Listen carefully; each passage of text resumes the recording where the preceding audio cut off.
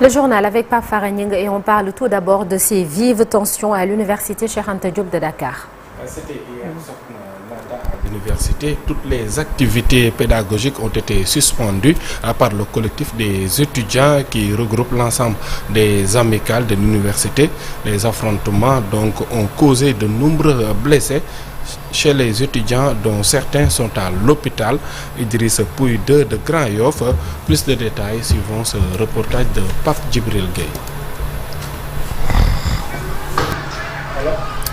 Les affrontements entre étudiants et forces de l'ordre s'intensifient au sein du campus social de l'UCAD. Les activités pédagogiques sont suspendues jusqu'à nouvel ordre à la suite d'une grève illimitée décrétée par le collectif des amicales de l'UCAD. Le cas le plus culminant, c'est le cas des étudiants de Master 1 qui revendiquent le rappel.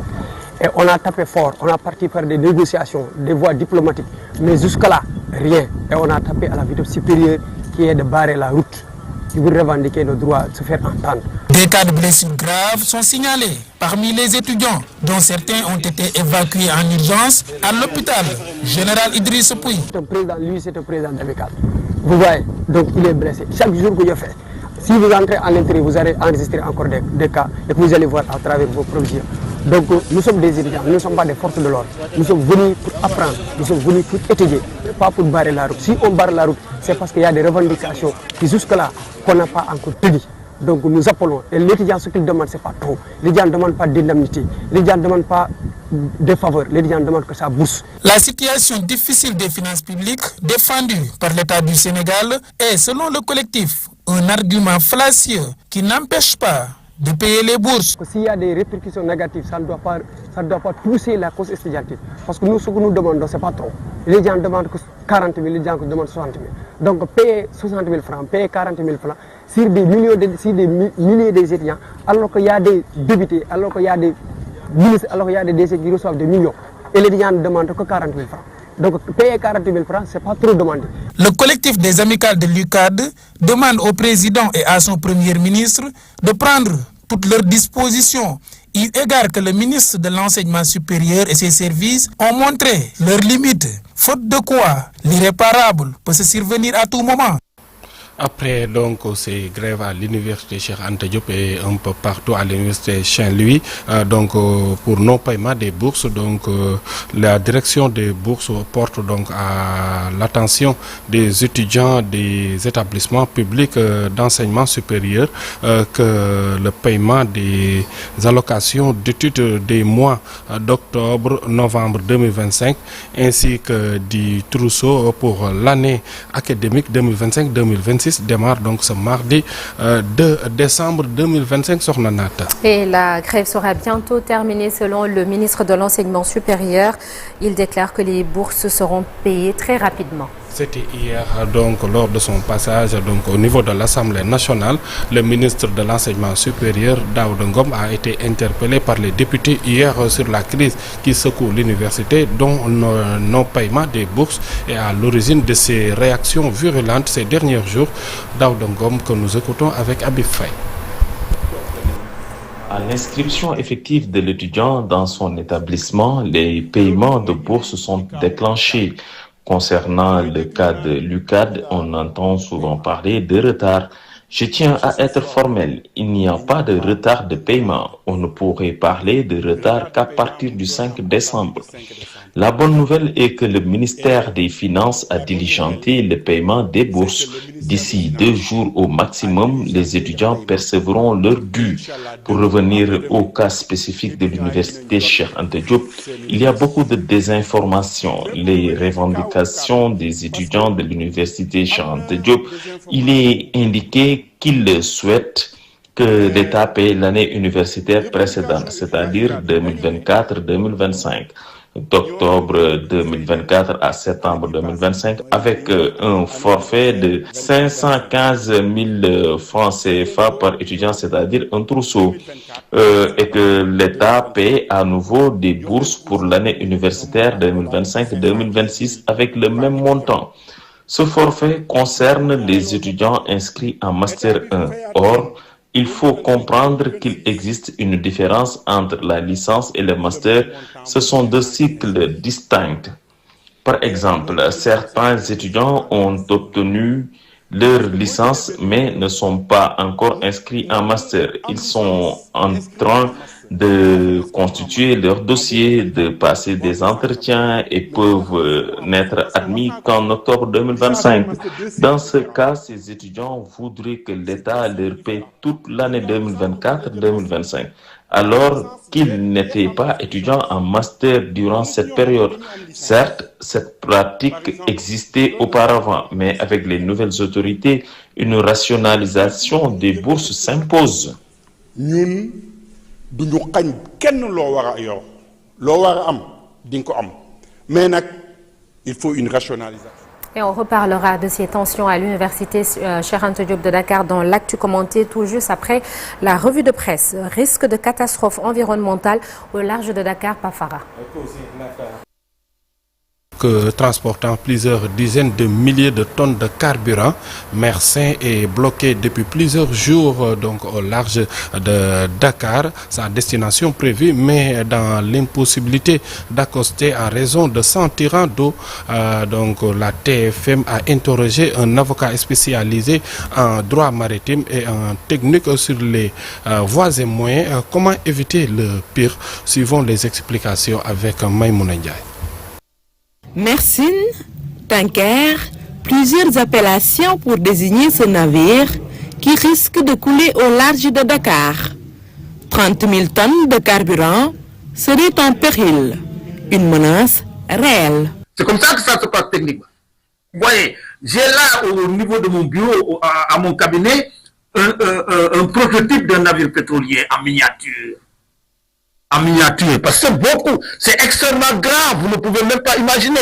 Et voyez le tirant d'eau. Le tirant d'eau, non seulement il est long, mais je ne parle même pas de hauteur.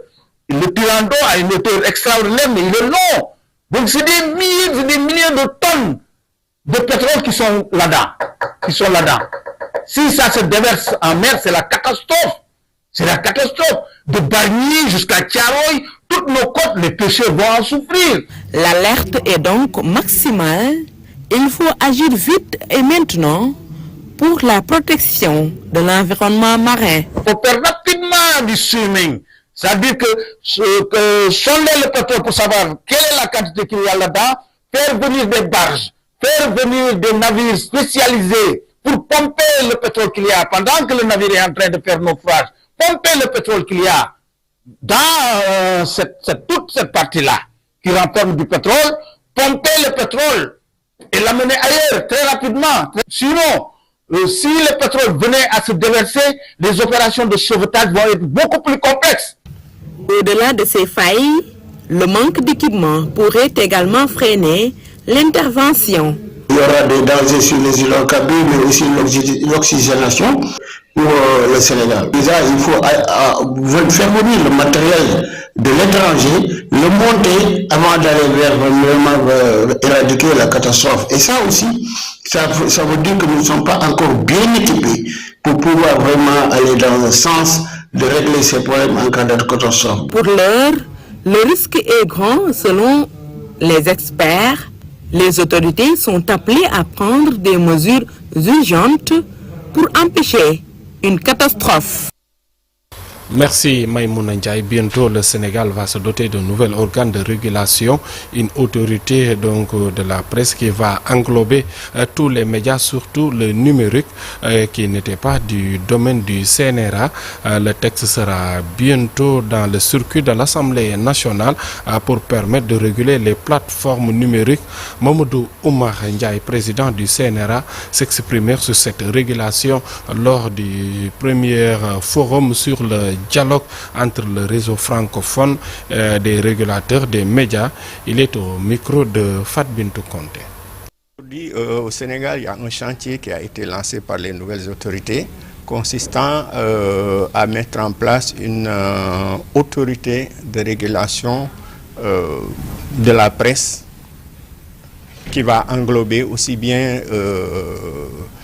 la presse écrite elle-même, qui n'était pas régulée jusqu'à présent au Sénégal, que la presse audiovisuelle classique, mais également le numérique. Je pense que, je ne sais pas, devrait s'agir d'abord, d'une autorité de régulation des médias, ARM.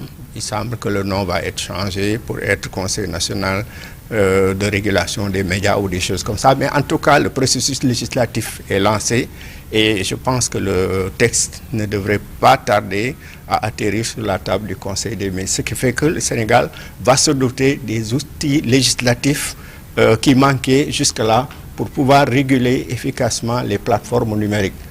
Évidemment, dans le code de la presse de 2017, il était dit que le CNRA était compétent pour réguler tout type de médias, en fait tous les supports, quel que soit plutôt les médias, quel que soit le support.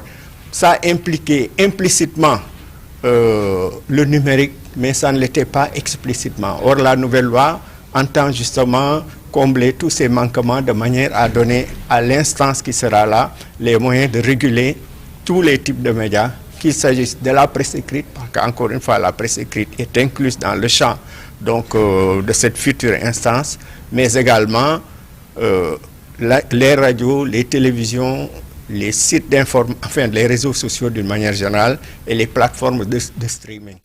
Et nous parlons maintenant de cette polémique autour de la campagne de commercialisation de l'arachide. L'année 2025, Aar Sunu Moomel fustige donc la posture du gouvernement lors de la fixation des prix et sur l'interdiction d'exportation de la production afin que la Sonacos puisse acheter donc la production à sa guise. Bassirou Ba, le porte-parole, estime que le retard noté dans l'ouverture officielle de cette campagne porte un grand préjudice aux paysans. Suivons le reportage de Dissa Prera. Pour Aar Sunu Moomel, la préoccupation essentielle tourne autour de l'ouverture de la campagne arachidière qui jusqu'à présent n'a pas été lancée officiellement par l'État du Sénégal. La non-ouverture de la campagne porte préjudice aux paysans. On vend à 248 francs et c'est dû à l'annonce du ministère. Et il fait cela à cause des pressions qu'il subit de la part des médias, alors que c'est une vente à perte.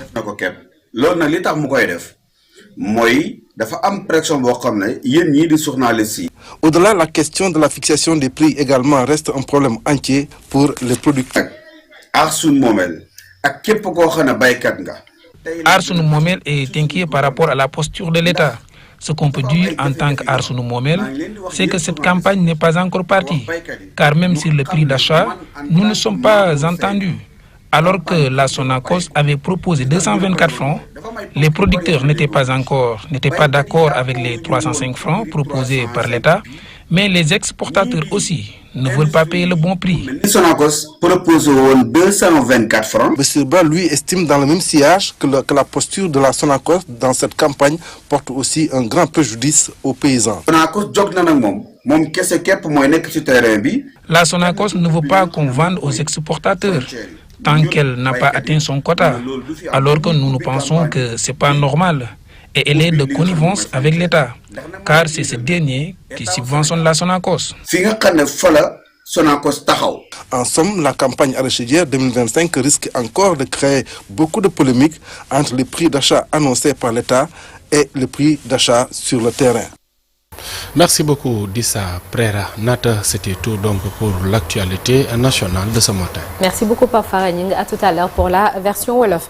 La 15e législature a un an aujourd'hui. Les 165 députés élus lors du scrutin du 17 novembre 2024 ont été officiellement installés le 2 décembre de cette même année.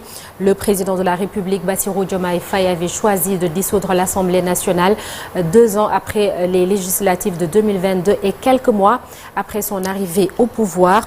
Un an après, on fait le bilan. La rupture tant chantée est-elle effective? Les réponses tout à l'heure dans Un jour au Sénégal, Un jour dans le monde. Et ce matin, nous aurons le plaisir de suivre la rubrique De quoi est-il le nom? Direction Grand Yoff pour y découvrir l'histoire et la géographie d'un quartier. Et notre guide du jour, c'est Ibrahima Kamara. La revue de presse, c'est l'affaire de Chérif Dia. Et on verra ensemble le temps qu'il fera avec la météo. Tout de suite, l'actualité internationale.